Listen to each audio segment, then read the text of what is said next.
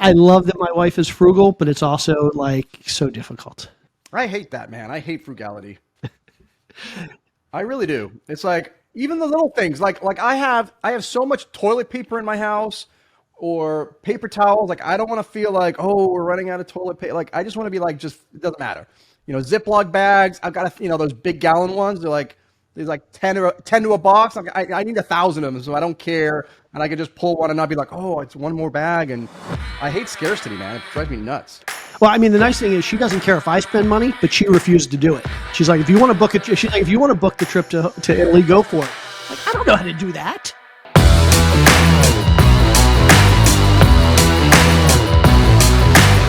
Welcome to Drunk Real Estate. Grab a drink and enjoy the show. Hey there, and welcome to episode 6 of Drunk Real Estate. I am Kyle Wilson, also known as Ashley Wilson's husband, and once again, I'm joined here with my beautiful human being co-hosts. First of all, Mr. Jay Scott. How's it going, Jay? Everything's going well. Is it my imagination or is his microphone bad again? Oh my God, no way. For anybody out there listening, we just spent an hour trying to get Kyle's microphone to work. So if it's not good, well, we may just have to kick him off the show next week. That's right. He may disappear. I'm on mic number 2 now. So if this doesn't work, I don't think I have a mic number 3. You're okay. You're okay. So Jay, what are you drinking tonight? I'm drinking some Ragusi. I still don't know how to pronounce it. It's the Block 3 Cab 2019. And tonight, my wife is not going to be sharing this bottle with me, so I'm drinking a whole bottle myself tonight. So this is going to be a good episode. Oh, nice. Next up, we have Mr. Mauricio. How's it going, man? It's going good, man. I'm alive and well after my scary off-roading experience, but all is good. Yeah, I saw the Instagram on that. That was pretty cool. Almost, I felt it was tipping over, man. I had to put it in reverse to get out of the flip, so I'm stoked. Otherwise, I'd be rolling down that hill. What are you drinking tonight? I think I'm also doing a repeat. I think I did this in episode 1 or 2, but I'm drinking a 2021 Maomi Pinot Noir. And I'm drinking this myself too, so it's good. Nice. And last but not least, we have the beard himself, Mr. AJ Osborne. How's it going over there?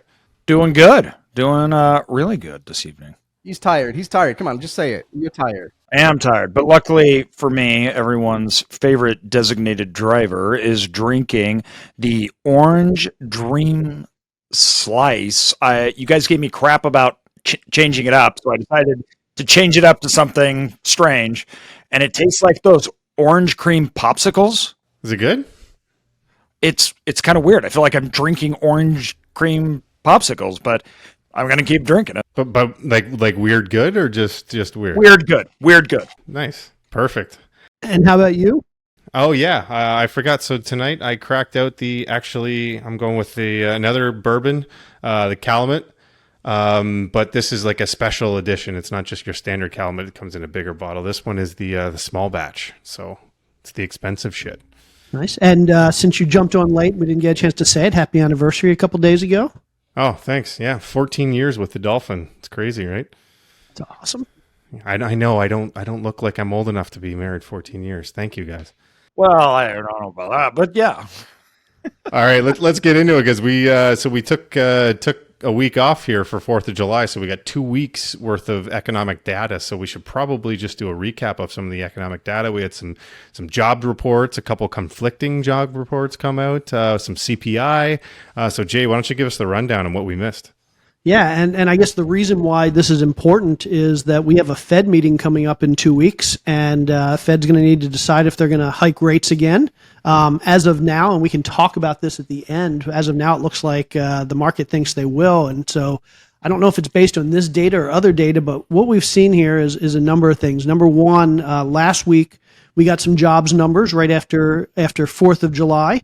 And it was kind of a mixed bag. I mean, certainly still nothing bad. We're not seeing anything bad really in the jobs market, but we added fewer jobs than we expected. We did see an extra about 500,000 people that have gone part-time, people that are looking for full-time work but are now working part-time.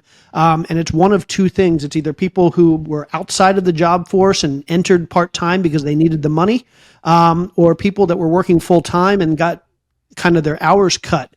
And so 500,000 people in 1 week, that's basically 10% increase. That tells us that there are either people struggling or businesses cutting hours or maybe a combination of both. So something to keep our eye on the jobs numbers moving forward. So that's jobs. Then we have CPI or inflation data. So actually a good bit lower than what was expected. So for inflation, we saw last month in June, we saw a rise of 0.2%. It was 0.1% in May, so it was a little bit higher than May, but it was a little bit less than expected. And because last year's June number was so high, this number replaced that number for the annual number, and the annual inflation number dropped from 4% to 3%. So we saw 3% inflation over the last year by the official government numbers, which if you're tracking, you know that the government's targeting 2, a little bit above 2. So 3 really isn't that much higher than what the government's targeting. What we did see was that shelter is still a good bit higher than what we want to see. Energy, gas went up a good bit this month, but a lot of other things went down. And if you kind of take out shelter for this month, we're basically seeing flat, no real inflation over the past month, or the June number. Then we had what is called the producer price index. This is another important one. This is basically wholesale prices. So companies buy stuff from wholesalers. And so this measures what the price of that stuff that companies are buying before they sell it to us retail. And again, that was a little bit softer than we expected for June. We saw it at 1%. They were expecting about 0.1%, excuse me. They're expecting about 0.2%, and the number year over year has dropped considerably. So the producer price index has dropped as well. And then finally, we have real earnings, so wages.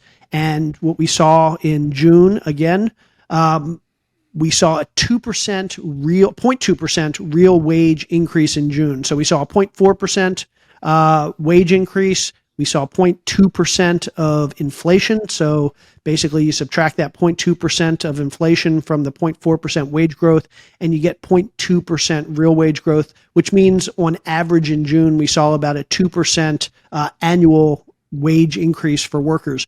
Good and bad. Now, it's obviously good because anytime workers are making more money, it makes workers happier. It makes them, gives them money that they can spend. But at the same time, wages going up leads to more inflation. And when you have an economy that's running red hot like it has been the last couple of years, too much wage growth can actually be bad for the economy. So all in all, everything is kind of status quo. Things were maybe a little bit softer than we were expecting this month. But it's still looking like the Fed wants to raise rates in a couple weeks. And I'm a little surprised by that. I'm curious what you guys think about that. I'm not surprised. I think like we've seen in the past, the biggest mistakes that governments made was that when inflation got back down to a normal rate, they pulled back and it was too soon. So I think that they're wanting to make sure that they don't end up in a Paul Volcker situation. And Paul Volcker came after a failed attempt to stifle inflation. So I think they're determined to not be in that situation. So I think they want to put this thing in the ground. And they need job loss. They do. They need contraction, real contraction. If you have good job market and raising wages and inflation goes and interest rates go down, you're immediately going to have inflation again. You're just going to pour fuel on a fire that's already there. They need to put the fire out. And so I think that a lot of people have just kind of been waiting for this big pullback and they thought inflation would get, but I think that from what I've heard in the past, they're determined. So, but what's the plan here? Like, what's the plan? Like, do they think that just if they see some softness in the job market, that's going to like solve everything. Like inflation wasn't created by a strong job market. It was artificially created by stimulus checks and COVID and supply and demand issues and things like that. So I don't understand why they're all of a sudden deciding that the crux of this thing is going to be the jobs. And I pointed out this multiple times before. If you go back the last 30 years, all the recessions, we didn't start seeing job losses until the Fed has already started cutting rates. So we've already been well into a recession. We've already had issues before we've actually seen the job losses. Everyone knows it's a lagging indicator. So why is this all of a sudden we see one really strong ADP jobs report and all of a sudden the 10-year treasury goes up over 40% or over 4%? I don't understand why. This is just banana lands to me, to be honest. I can tell you why. One of the big indicators, if the Fed always has its special, its favorite gauges that it looks at. And one of the things that central bankers typically like is something called the Phillips curve, which is basically just an unrelated or an opposite correlation between inflation and employment. So the idea is as employment goes down, inflation goes up, and as inflation comes down, labor goes up. So the stated goal of the Fed is to get that unemployment number higher. They've said that. It's not like we're guessing. That's what they're trying to do, is get that employment number higher, because they believe that is going to bring down inflation. In addition to, they want asset prices to come down. And I was listening to Joseph Wang, who used to work at the Fed, and he's like, they've kind of failed the tools they're using to get their accomplishments, right? They want asset prices to come down. Well, yeah, real estate's come down. On the commercial sites, there's some stuff, but obviously single family homes, which I know we're going to talk about a little bit, have not come down. The stock market, I mean, it's not tanking, but it's certainly, it's pretty close to its all-time high. It's not like the stock market's going down. Money supply went up. Money supply actually rose. So they need money supply to be cut in half, and it's not going down. The Fed's turning all its levers. It's pulling its levers. It's turning its knobs. It's doing everything that it believes will make things work, and the reality is that it hasn't. But I agree with you, Kyle. I mean, I'm just saying that's what the Fed has been talking about, and that's what they're believing. Whether that's true or not is a different conversation. But if you look at a year ago, what inflation was, right? I mean, a year ago, I'm not inflation, sorry, interest rates a year ago when we started hiking this. It's been almost a year now. I think just over a year that the tightening cycle started. Guess where unemployment was a year ago or 13, 14 months ago? It's around the same level it is now, 3.6, 3.7. So here they are. They've hiked rates all this for the last year plus, and the employment rate's been about the same. But I think that's what they're doing. They're telling us they're trying to get asset prices down, and they're trying to get unemployment up. And unless something catastrophic happens, that's the plan, which I think is why you are going to see an increase next month. Not to mention, they don't want to do any surprises. I haven't heard any of the Fed officials come out in the media and trying to manage expectations or change what they basically told us, which is, hey, we want to do two more. Basically, what I've understood is two more 25 basis point hikes. And unless something happens between now and whatever, which I think there might be a chance, then they're going to keep going. So but once we see the softness in the job market, it's going to be too late. Like we're already it's such a lagging indicator, and it shouldn't be what they're using. It's already going to be too late, and they're not dumb. Like they know that. So I feel like they're kind of just pulling the wool over our eyes using this, and they're just picking and choosing what data points to use in order to keep raising for other ulterior motives. Now, take your guess on what that is, whether it's just they're trying to get that spread up so that they have the opportunity for when the recession hits to actually to bring it down and make a significant hint. But Jay's showing the likelihood of a Fed hike. I don't get it. We've had some of the best numbers we've ever had. No, it's the money supply. So there's no hidden motive. They got to get the money out, and money supply was rising. So we are not anywhere close to where we need to be. So it's not working. And the problem is that in a market like today, it's functioning and running on interest rates where they're at. Anything less, that inflation is going to just catch and go like crazy. That money supply has to really contract. Is it going to go crazy though? Like, what's the catalyst? What is what is the thing that's going to all of a sudden send this crazy? Like we had the catalyst obviously with COVID and everything that happened as a result of COVID that sent the inflation to its point, but we're not seeing like none of that is there. Like we're quantitative tightening. We have consumer debts at like all-time highs. Like what is going to be this catalyst that all of a sudden sends this inflation like sky high again? The catalyst, I think what everyone's expecting, that may not be the reason why they should be hiking, but the catalyst is going to be the next time the you-know-what hits the fan, and they're going to, they're going to flip around, they're going to start, they're going to come up with, the CARES Act 2.0 when, when everything goes, goes down the drain. We're expecting that second wave of easy money and just printing money. That's their playbook so far. When things go wrong, the stock market goes down a lot, or if there's a severe recession, we'll start adding liquidity again, which is going to, bring that inflation back. But I agree with you. I think right now we're back to where we were basically before the rate hikes. There's no reason why they couldn't stop. But here's the thing I don't understand. I mean, I just showed a graph, if you were watching on YouTube, of basically what the market is pricing in the likelihood of a Fed rate hike in 2 weeks. And they're showing 92.4% chance of a hike. Now, here's the thing.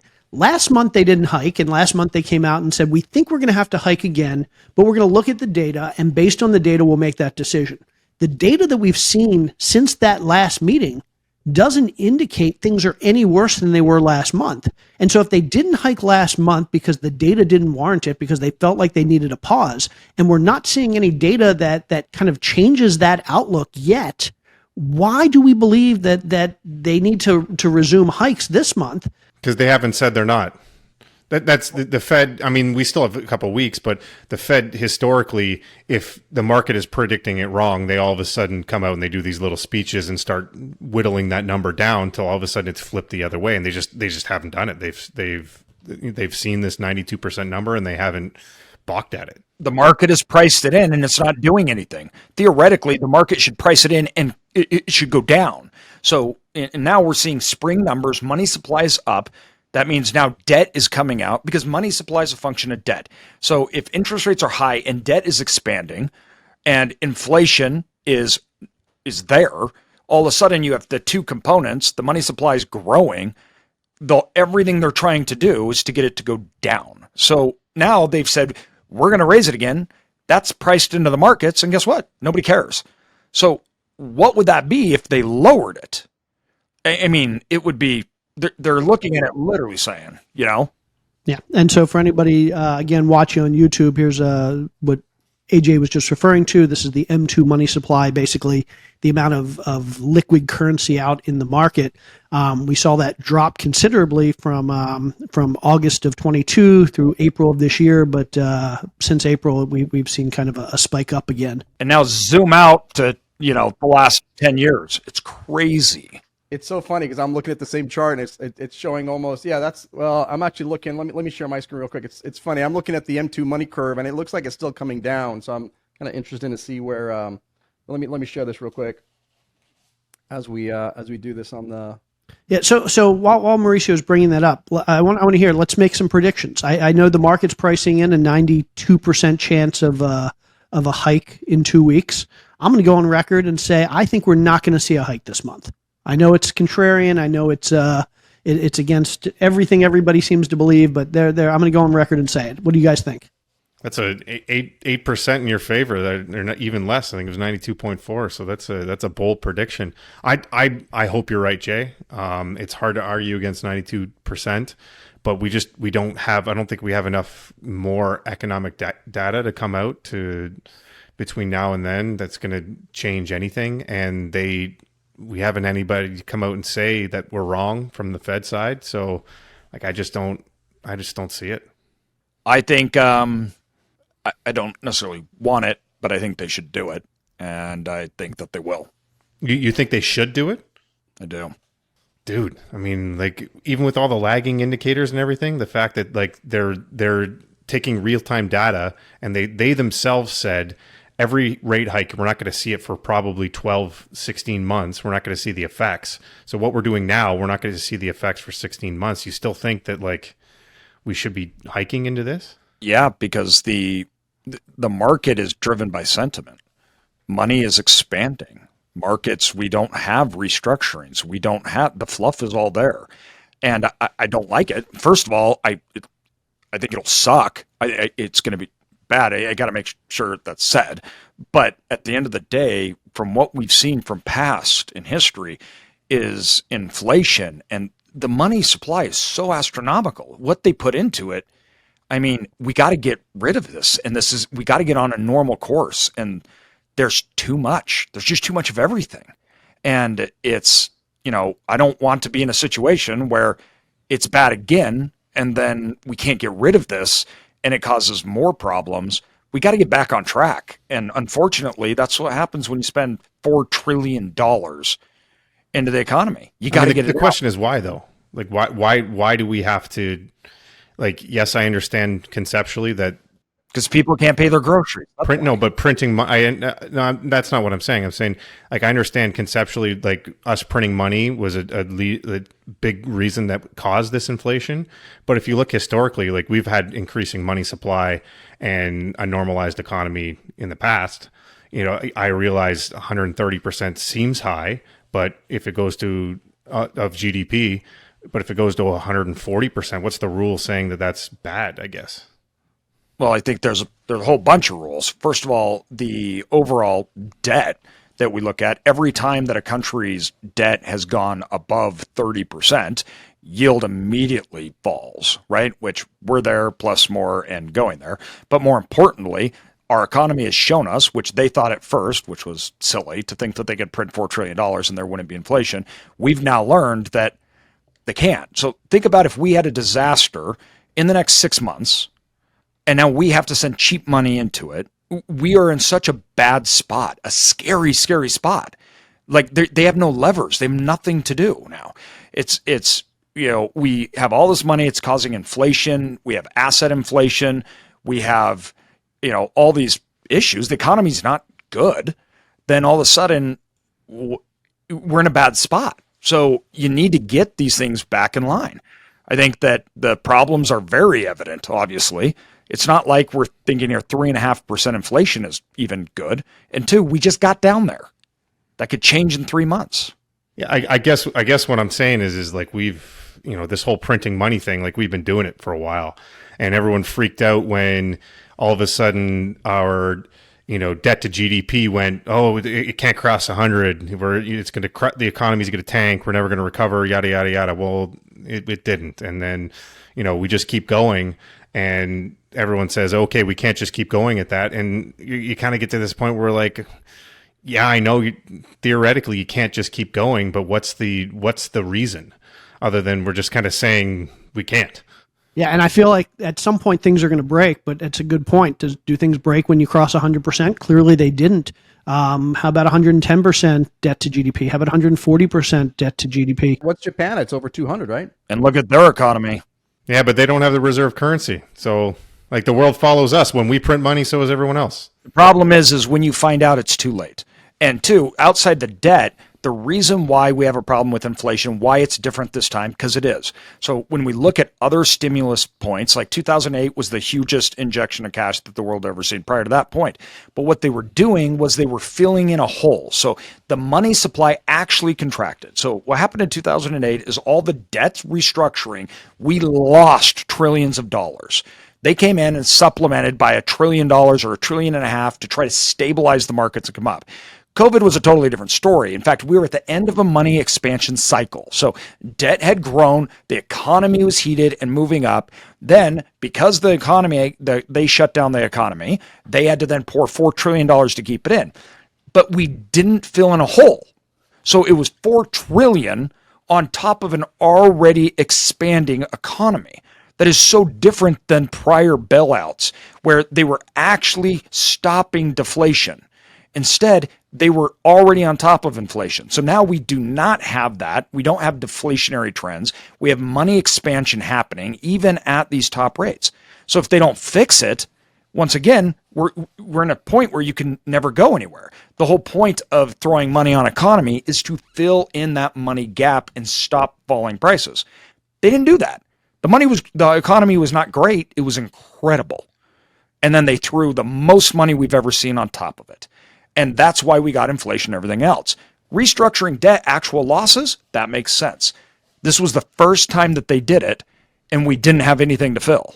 Okay, so we still have Mauricio time to weigh in. Do you think they're going to? Do you think they're going to raise next? No, I agree. I would agree with you, Kyle, that this is all expectation policy. So if the market thinks it's 92% and they're not going to raise, they would be out. And maybe they still have a couple of weeks. So maybe they come out tomorrow or Monday and they start talking the talk. But unless you see talking the talk, I think you're going to see that 25 basis point increase. And if you look at the voting of the individual Fed members, I can't remember how many of them, but a lot of them wanted to increase last time, and I think it was Powell who was actually able to convince them to kind of hold off and stay and make it unanimous. Yeah, I mean, there's definitely an argument that I don't think it's ever happened before. I think every time they pause and say this is it, or they're going to continue, it never happens. It always reverses. But I still believe that unless or until the what hits the fan, they're going to continue doing their game plan. But I think sooner rather than later, the interest rate, there is that lag effect. It's been 12, 13, 14 months now. That in our world, it's already catching up, right? We already know that in commercial real estate, multifamily, all these loans are starting to reset. People are getting into trouble. And, it just takes time for these refinances and these higher interest rates to really take effect in the real economy. Well, I don't know if you did that on purpose there, Mauricio, but that was an excellent segue into our next section, because there's an interesting report that came out of the Fed that they're actually directing banks to start working with distressed borrowers to help them out, which is contrary to my personal experience of working with banks right now. So, Mauricio, what's actually going on with that? Yeah, so back in 2000, if you guys remember, or maybe not, but in 2008, 2009, when we had the last real estate crisis, all of these federal agencies, the FDIC, Federal Reserve, Treasury, and a couple of others, came out with a policy statement back in 2009, basically encouraging banks to do these loans. If you guys remember, there's a lot of loan modifications back then with the loans when people couldn't make their payments after those adjustable rate mortgages and all that stuff. And that was back in 2009. Well, literally a couple weeks ago, they updated and came up with a sort of an updated policy. It's called a policy statement on prudent CRE loan accommodation. And basically this policy calls for these financial institutions to, quote unquote, prudently and constructively, whatever that means, prudently and constructively work with credit-worthy borrowers during these times of financial stress. And so this applies to all financial institutions that are regulated by the FDIC and by the Fed. So it pretty much covers pretty much every lender, or that's not obviously private money, but it covers all the lenders that most of us have.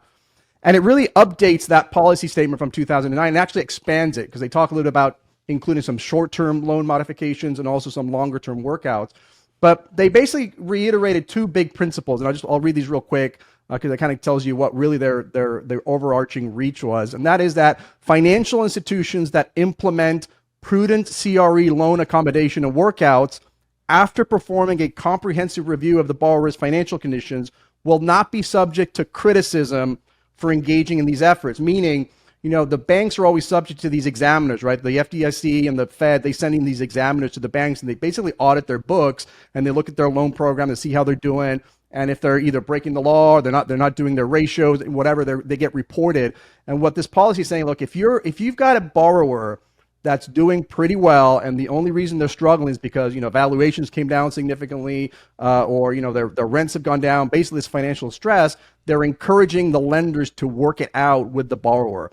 First, by a sort of a short-term approach where they can come in and say, maybe you can skip a couple more payments, just something that you can do even before a workout. But if that doesn't work, then they really want them to work on some kind of a longer-term workout and sort of these accommodations. And what they're going to be looking at is potentially renewing or extending loan terms, maybe even granting additional credit to improve prospects for overall repayment. Because at the end of the day, the banks want to make sure they get paid their principal and interest. So if these guys can pay off and their NOI is still there based on a restructuring of the loan, they're really being encouraged to do that, whether it's with or without concessions. And some of the things that they'll be looking at, and then I'll turn it over to you guys, or let me give you my thoughts first, but they're going to be looking at the borrower's character, overall financial condition, their resources, their payment history, the nature and degree of the protection provided by the cash flow. They're still going to look at the cash flow, right? Your NOI is so key on your ability to repay these loans. And so obviously if you've really managed these properties poorly, and it's not just the fact that your property is down 20% or your rents are down, but if your NOI still could pay back the loan based on this modification, they really are encouraging the banks to go ahead and do that, or at least not penalizing them if they go do that. But ultimately, they've just got to use really prudent underwriting guidelines. And it's pretty vague. I mean, it is a policy statement. It's not in there to say, hey, this is exactly what you need to do.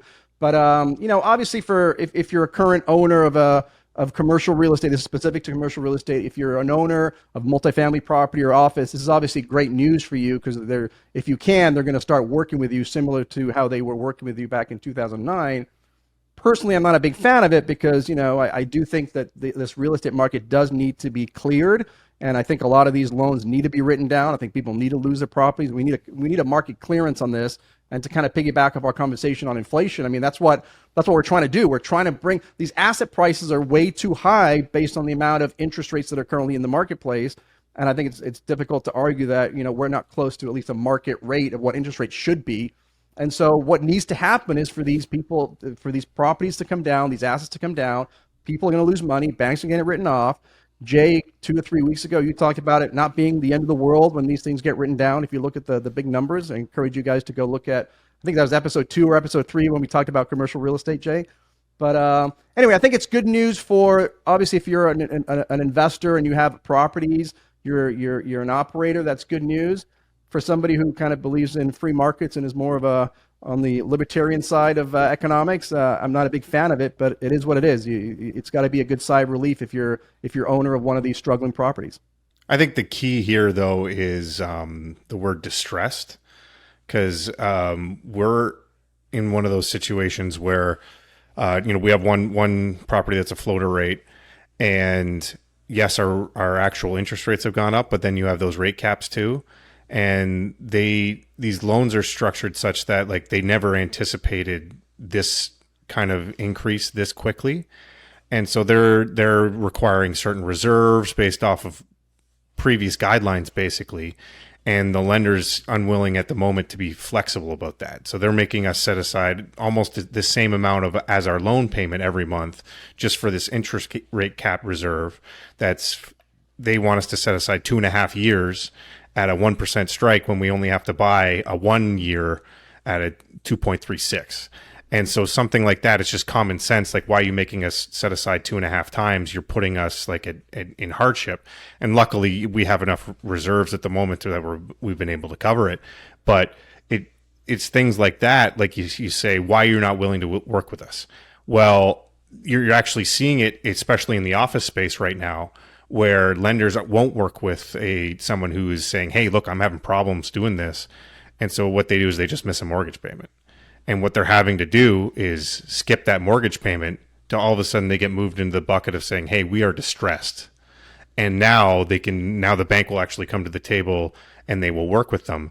And you're seeing it already. Once again, the office is kind of office sector is the kind of leading indicator there. When these huge corporations with their hundreds of $1 million loans, you'll see them all of a sudden go delinquent, and they'll go on the books, because these are all public, that they missed payments, or they didn't re-up their balloon payment, or there's something goes on.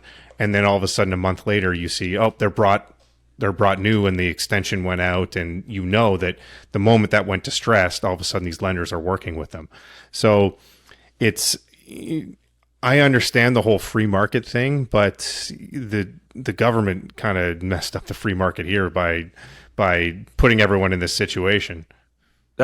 Honestly, it sounds. I think that sounds like such an abusive situation. I feel like that's not free market or anything. I mean, that's the banks taking advantage of a situation, right? And I think that having to do more on, that drives me nuts. It's like, this is such a ridiculous thing. We're putting people in a bad place, making them do certain things to get out of a bad place. It makes no sense, and I think it sounds very predatory to me. But do you think that's why they came out with the updated policy statement? Because they're specifically encouraging the financial institutions to proactively work with borrowers. So the idea is for them to even approach it, to your point, Kyle, even before they have to miss a payment. Because a lot of the stuff you can see coming down the road, right? You can see that your rate caps are expiring, or whatever, your loan needs to be refinanced. And so the idea is not for them to wait And again, this is literally 2 weeks ago. I mean, it's June 29th that it came out in the policy statement. But so I don't know how long it's going to take for this to kind of work its way through the system. But yeah, I mean, it's in the bank's best interest. Like if you think about like a current office loan, like they don't want that. They don't want to take that back. They're not going to do any better job leasing up an office as a bank than the current operator. And not only that, who's going to, if they turn around and want to sell it, who's going to buy it? Because no one's lending on office. So I think it's just one of those things where like they see that this could snowball a bit, and let's not just be so hard fast on it so that it gets to that point where there's a point of no return and we have this glut of influx of all of these foreclosures and people handing keys back, and that we can't get back from that. Yeah, I mean, remember, you still got to be credit where like a lot of these office buildings. I mean, I just don't, even with a loan mod or extending terms. I mean, the revenue isn't there with the current situation, and so no matter how much you modify or accommodate those loans, I don't know how you, without writing it down or something, which I'm sure the banks don't want to do. But anyway, I thought it was an interesting thing. They definitely were working with people back in '09. I remember being in the middle of that with a lot of these loan modifications. So hopefully the banks will. Sounds like from your experiences, you're telling us that hasn't really filtered through or trickled through as of today. So it's been 2 weeks, but I'd be curious to see over the next couple of weeks and months whether that's if that changes. Yeah, it'll be interesting to see as a few more of these happen, right? So we're starting to see it in certain industries, but not in others. And then, there's only so much distress that a bank can take on before they start to panic a little bit and say, hey, we got to do something about it. And I just don't think it's there yet. So yes, the Fed can come out and say, hey, just be careful. But at the same time, to AJ's point, like, they're going to be as greedy as they can. If they're going to take hundreds of thousands of dollars of reserves for us, and then it sits on their capital account, like, they're going to do it. And we're going to keep making our payments, and we're going to keep asking them, hey, can you stop doing this? And they're going to be like, I don't feel like it. So it's just going to be one of those things until it comes to a head. Even though the Fed comes out and says, hey, please do this, I don't think they're going to do it. Yeah, and I think it's unfair for you guys because you guys are obviously, really good operators. And so you have that ability either through reserves that you already have, or maybe you go back to your investors and ask them for. But there's a lot of folks out there that just can't. They definitely don't have reserves, and they don't have that experience where they come back for a cash call. The investors are like, we don't want to put any more money in this. So they literally would go BK and have to give it back if the bank doesn't work with them. And I think that's kind of the unfairness to it, where you're really rewarding the people who are not doing a good job versus the prudent operators. Well, the idea that you're putting them in the position to do it for something that may happen, that's crazy. So we're going to charge you an interest rate hike protection that you have to pay, which is this huge amount that you can't put in reserves now and would have been cash flow just in case this thing happens, that would then put you in the financial trouble that we're putting you in now. Like, that to me is just so crazy, because it's like, this is a liability that we don't have. It hasn't happened yet. You're imposing a liability on us in case a liability occurs. Like, I just think that's greed and opportunistic. Which is the name of the game when it comes to big banks. That's maybe a good reason to stick with your local lenders and credit unions, because they're an actual person you're talking to instead of a corporation. But let's move on, and we haven't done this much because we're kind of commercial people. Let's talk about the residential housing market a little bit. So reports are coming in that houses are selling for less than last year for the first time since the financial crisis, year over year. So residential houses have been pretty sticky, actually, considering everything that's been going on. And I know, AJ, you're in Boise there. Boise, I think, is one of those cities that has seen a little bit of a price correction. So are you worried about this, or do you just think this was a big run up and it was just a little bit tick down? Yeah, to be honest, I'm shocked that houses haven't fallen more. It's crazy. I mean, we're talking like a 2% decline. Like, you have essentially doubled plus people's mortgage payments, and prices have only come down right that much. And there's a few reasons why, but I think a lot of people are sitting here saying, I don't get it. Why haven't prices adjusted? And when we look at what's going on in the housing right now, first of all, the market's expecting by 2024 for rates to be down in the fives, low fives for housing.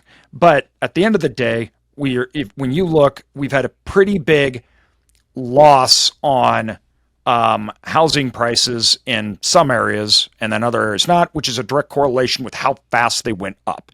So there's definitely a recalibration. So like in Boise, housing prices were skyrocketing when it happened, and then they had a contraction, but nobody's in a bad spot. Everybody's still sitting on huge equity, and it's not like people are getting houses for cheap. That's not, it's still, everyone feels that it's just too expensive, right? They can't buy. We had New York, Los Angeles, San Jose, San Francisco were all actually had negative growth prior to higher interest rates. And what's interesting to me is that even some of the areas that had positive growth, even in higher interest rates, haven't had negative growth. So they had run-ups and positive areas like Fort Worth, right? And some of the areas in Texas across the South, still very positive. But at the end of the day, the reason is this. There is no houses. And to put this into perspective, if you go back to 2003, right, the early 2000s, we're just barely getting housing starts. We've just barely gotten back to that point. So you have a whole generation that is now in the workforce that housing starts have not ever gotten to where they were prior in their lifetime. Although the population has boomed, and the largest population of home buyers the United States has ever seen is now buying homes. And those people are hitting their peak spending age. In 2 years, the majority, the largest population the United States has ever seen will hit their peak spending age. So they're right there. And we have no houses. The housing starts have been a fraction of where they have been historically now for a decade plus. So we're so far behind, right? On average, they think they need something like, you're talking like 3 million a year. So somewhere between, 2 to 3 million. We've hit 1,500 as a high. We were down for 500,000 for years. And what that's done is it's basically put this huge, absolute net around pricing. That, and over 90% of everyone that owns a home has a home price or has a mortgage rate that's a 30-year rate under 4%. It's less than 2% have anything over, I think, 5. So nobody needs to sell their homes. And they can't, because if you sell it, you can't buy anything with that money because your amount doubles. So nobody's selling homes, and there's no homes to buy. So any home buyers are now competing on a very, very small pool. What that's also done, though, is that's actually created a huge jump in housing starts. So we had a big jump just here earlier in 2023 of housing starts from developers. Why? Because those prices are actually insulating builders' overall margin. Prices haven't come down. Nobody can buy houses. They can still build and put out houses. Now, they actually still think, though, that the amount of houses coming onto the market is going to be lower. But we're roughly, 40+% off of the actual home buyers currently right now in the United States. So existing homes versus development being built, existing home and existing home sales is going from, 2+ million down to 1 million and now under, while newly built homes it's starting to reach a high of 500,000.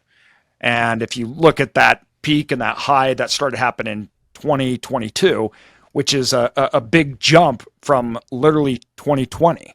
So there's just no houses, right? I mean, there's no houses to buy, and that creates price stability because people aren't selling. Yeah, and I want to just kind of put a finer point on one thing. Everything you said, great data. But I just want to reiterate because there's lots of ways to measure housing prices. Are they going up? Are they going down? What the trends are year over year, month over month, blah blah blah blah blah. But at the end of the day, prices have bottomed. Now, maybe it's a temporary bottom. Maybe that'll change next month or the month after or 6 months from now. But as of about 2 to 3 months ago, prices bottomed. You look at last October. Last October, 92 out of the largest 100 real estate markets in this country saw month over month price declines. 92 out of the 100 largest markets saw month over month declines. May, which is the latest we have data for, who knows what June and July will show, but I suspect it's probably similar. But if you look at May 2023 data, 99 out of 100 of the largest markets in the country went up month over month. Literally only one market went down in May. So we have, no matter what the reasons is, no matter, we can talk about the data, we can talk about the reasons, but let's all accept the fact that we have bottomed out on home prices for some period of time. Again, that could change next month. But as of the last couple of months, we're seeing an uptick again. Prices are going up again, even with interest rates continuing to rise. And that is mind-blowing. And so I think a lot of us have to consider, especially investors who are hoping for this big crash, this big 2008 event, maybe not because they want it for the country or their fellow friends and citizens and families, but as investors, we want to see those prices come down because it's opportunity for us. We may not have that this cycle. It's very possible that we're going to see. Not saying that this is similar because it's not to the financial crisis, but that did happen a little bit right before the bottom did fall out. Like we did see a bit of a bottom, then it went back up, and like housing prices did kind of go up and down for a little bit before it did fall off. So it's not unprecedented. But what is unprecedented, I think, is just the lack of supply and then demand meeting it. And what is the catalyst, I guess, is the thing that's going to change this, because it's not going to take much. When you think about, like, if supply is a quarter of what it was a year ago, then if the supply even goes back up to 50% of what it was a year ago, that's double. And all of a sudden the supply doubles and it throws off the demand demand dynamic right there. And it could be anything. It could be Airbnbs. All of a sudden there was a huge rush for everyone to buy Airbnbs, and they don't seem to be doing as well. And, could those all of a sudden be hitting the market? It could be a recession. We see a bit of a recession. People start to lose their jobs. That throws off they have to start selling their houses. That throws off the supply demand thing. My concern is, like, this, we seem to have this freaky thing going on where supply is just matching demand exactly, even though both are down so much. And, can that just get thrown off? Yeah, and I'll play devil's advocate a little bit, but I think you just hit the nail on the head there on the catalyst, which is, real estate is bought and sold on the margins, right? And so we have a really tight, as AJ so eloquently put it, but a lot of that, the elephant in the room is all of those people who have sub 4% interest rates. A lot of them have close to 3, some even sub 3. I mean, there's not only zero incentive for them to sell it, but it's almost like they can't, because they sell it. They wouldn't qualify for a new loan on their exact same house. It used to be like some people were moving out of California because, like, hey, I'll sell my house here and I'll go be able to buy something much bigger in Arizona or Florida. But now they're selling their 2-3% mortgage here. They got to get something in Florida at 7%. Their mortgage is about the same from what it was now. So that's one of the big elephants in the room. And I think once you hit the recession, which, again, going back to our early discussion, the Fed is telling us we're going to be in a recession. They're telling us it's going to be a slight recession, but they're telling us they're going to go into a recession. They want it to be a recession. And what they want is that, again, they want that unemployment rate to go up. And once you hit a recession, especially if you hit a pretty severe recession, now those people have to sell the home. They don't want to sell the home, but they can't refinance. They don't have a job. They can't just go get money out of their home with a home equity loan. In order to access cash, they're going to have to sell their home. And I think that could be your catalyst for the houses on the margin. I still understand that in the big picture, there's a huge shortage of houses, but on the margins, in the short term, you could see some selling pressures once all those people who become unemployed during the next recession, which could happen in the second half of this year, they're now forced to sell because they don't have a job and they need the cash. Yeah, I agree with that, but I don't think it's going to make much of a dent. I mean, right now, equity is like the highest it's ever been, and affordability is the highest it's ever been for the people that own it. Because the thing we have to remember is they were, when most of these people were buying homes and refinancing. So a big portion of these people that we're talking about, they are not new homeowners, right? They bought 10 years ago. So the home's worth 3 times what it was. More importantly, though, they refinanced at nothing. And so, and their incomes over this time just keeps going up. But when they refinanced to nothing, it doesn't that imply that they took all that equity out already? Yeah, they have less equity now, right? What are they doing with all that refinance money? No, they're just because they refinanced doesn't mean they took equity out. In fact, that's what they're finding is that most people, because the banks weren't going to let people just take out all of this money in these home lines.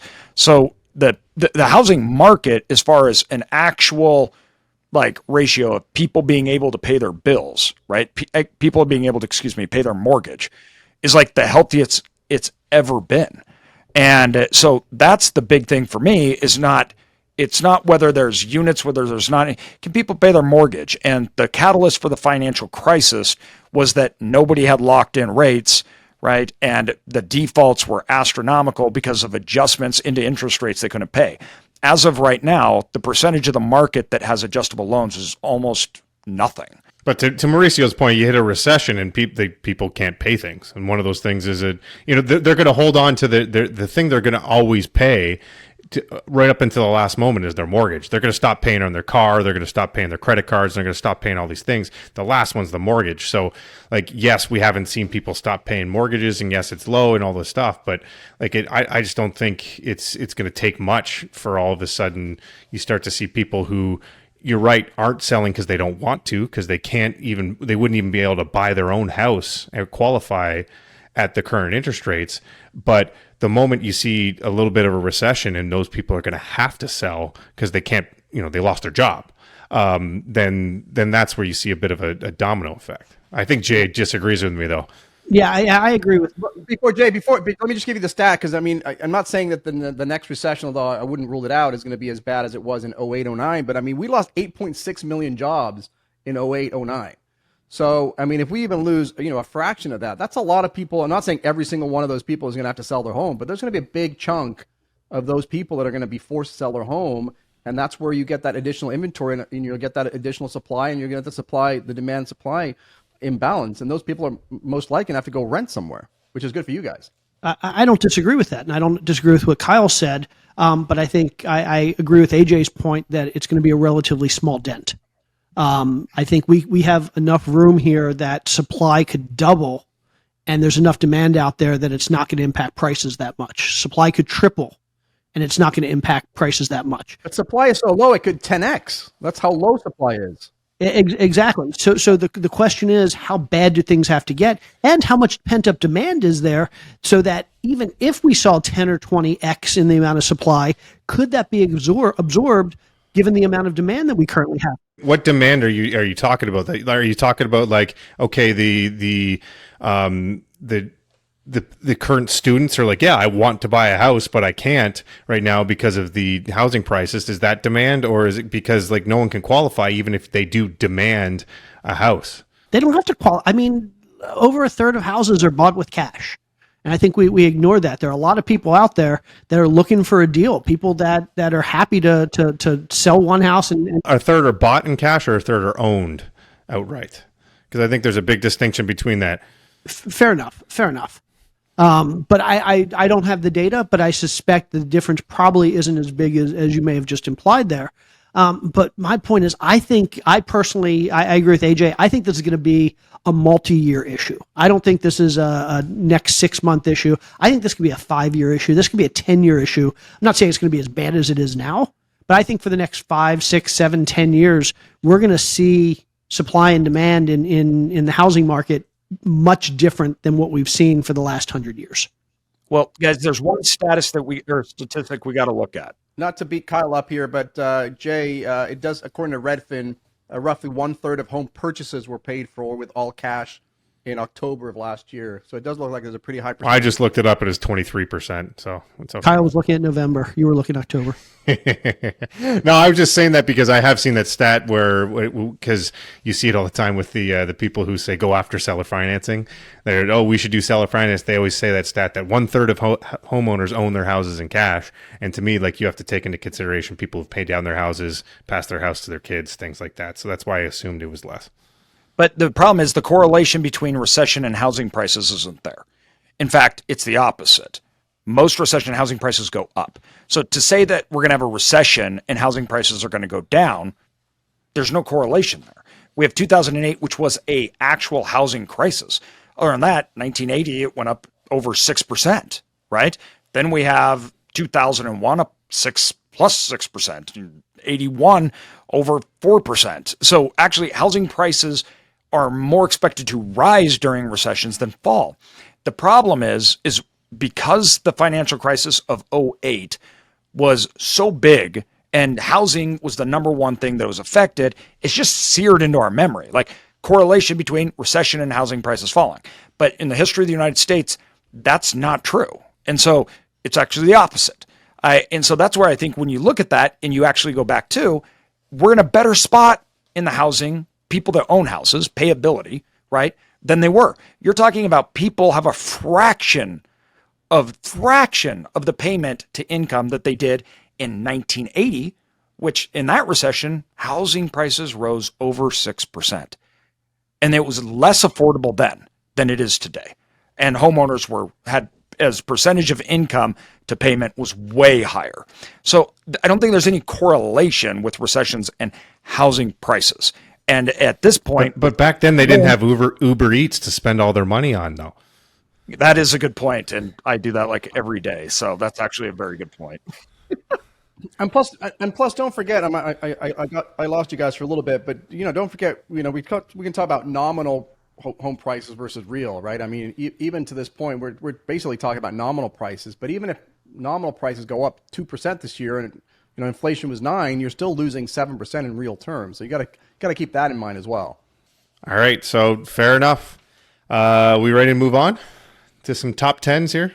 Do we want to make any predictions? I mean, we disagree here. I like bets and predictions. I thought about that. What are we going to predict though? How can we put something tangible on this? Here you go. Case-Shiller data. So Case-Shiller measures home values a little bit more accurately than other measures of home values. Where's Case-Shiller going to be compared between where it was? I think the last we have is for April of this year, and it showed an uptick in April to national housing value average of $301,000. Oh, that's an index. 301 is the index for Case-Shiller in April. Where's it going to be at the end of the year? Or how about this? Do we think that we're going to see a decrease in the Case-Shiller from where we are right now of 5% or more in the next year? Or do we think it's going to go up? Yeah, up or down? From this point right now? Yeah. By the end of the year or 1 year from now? End of the year. End of the year. By the end of the year. Ooh, end of the year. Housing usually goes down in the winter. Well, so what Jay's saying, the Case-Shiller index, what it is right now, are we going to see a decrease from where we are right now of 5% or more by the end of the year at any point? No, I don't think so. I don't think so. That's a tough one because I think the recession might get pushed to Q1 next year. But I think there is a chance that we see our recession hit the back end of this year. So I'm going to say it will. Yeah, but Kyle, and I'm with you, but the problem is when the recession comes in the second half of this year, there's going to be a lag. There's a lag effect. Like you could lose 8 million jobs in October, November, but they're not going to sell their house in October, November. They're going to sell their house. They're going to hang on as much as they can, and they're going to end up selling it at the Q1. No, Mauricio, make him let him make this bet. Let him make this bet. It's too short of a timeline. I think maybe the beginning of next year. That's when we see it. Yeah. But by the end of this year, I'm going to say less than 5%. But by this time next year, I'm going to say you're going to be lower. Awesome. All right, we ready for a top 10 then? Let's do it. So let's see. AJ probably has I'll let AJ. You have to answer this last because I'm sure you had to intro this topic, so you probably have the actual data on this. But I'm going to do both sides of it. the decline. So this is from last month. Home sale price decline. So it declined in 25 metros. But what were the 4 biggest drops? San Francisco. Can we list all 4? So yeah. So Oakland, California. So across the water from San Francisco. That's number 3. Where else? San Jose. Wasn't the top. Phoenix. Phoenix, number 4. New York. New York wasn't. Number 1, Austin, Texas, 11% drop year over year. Las Vegas, number 2, I was going to say Las 8.7. Number 3, Detroit, 8.4. Number 4, Oakland or San Francisco, as you might say. And number 5, Phoenix. Sorry, so I misspoke there. Phoenix was number 5. You guys want to guess what the actual top increases? Because we had quite a few that Florida, Nashville, and North Carolina. Yeah, Nashville. Wisconsin. Florida's a state, but Madison, Wisconsin. but you are right though. In the top 5, we have both Miami and Fort Lauderdale, Florida. Providence, Rhode Island, 8.8% increase. Milwaukee, Wisconsin, 8.1. Miami, Fort Lauderdale, and then finally Cincinnati. So a couple interesting ones there. Who's moving to Cincinnati? Apparently, quite a few people increasing their prices 5%. At the risk of losing every single Cincinnati listener or podcast watcher, I don't know who's going. If you can drop in the comments if you're moving to Cincinnati. Yeah, I can't say that's ever came across our desk for investments. I don't even think it's the top 5 in Ohio for investment cities, but there it is. Okay.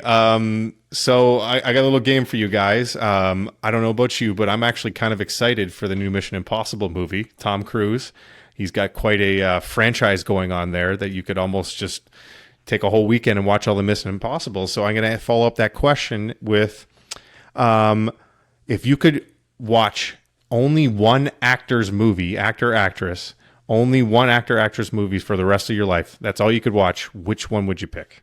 Alec Baldwin. Really? What? I love Alec Baldwin. I feel like he doesn't have that many great movies. Are you kidding me? Malice is a great movie. Yeah, he's got a few good movies, but like... And Tom Cruise is up there too. I don't want to discount. Like Tom. the rest of your life, you need someone with a big book of good movies. Yeah, and there's got to be a lot of them. Or you could just pick one of those like actors who are always like secondary roles, but they're in a shit ton of movies. You could pick one of them too. Christopher Walken would be a good one. He's secondary in a lot of movies. What's his name from Matrix? Pick him. Keanu.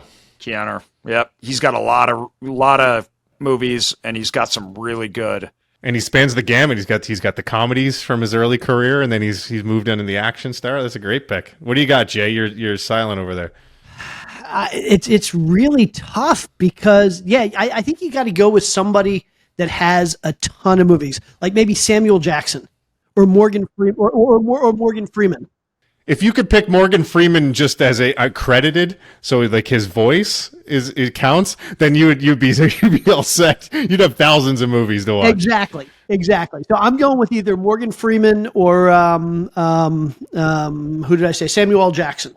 Those are good picks.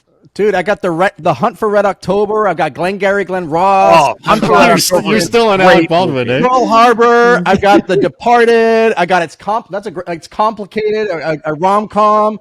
I got The Devil. Oh, I got Mission Impossible is in there.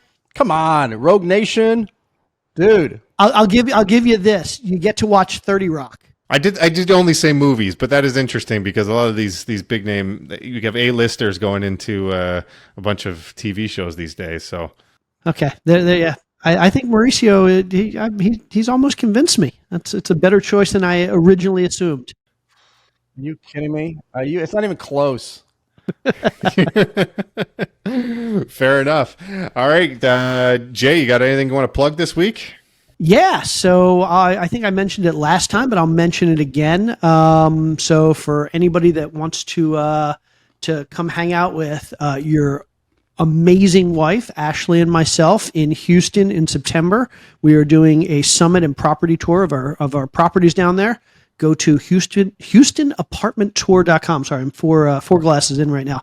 HoustonApartmentTour.com and register for the event. And Mauricio will be speaking there. He'll be one of our guests. Whoop whoop.